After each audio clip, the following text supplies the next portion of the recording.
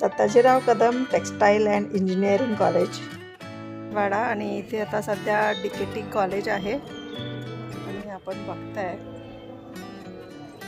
परिसर मस्त. Computer engineering college आहे, टेक्स्टाईल कॉलेज आहे.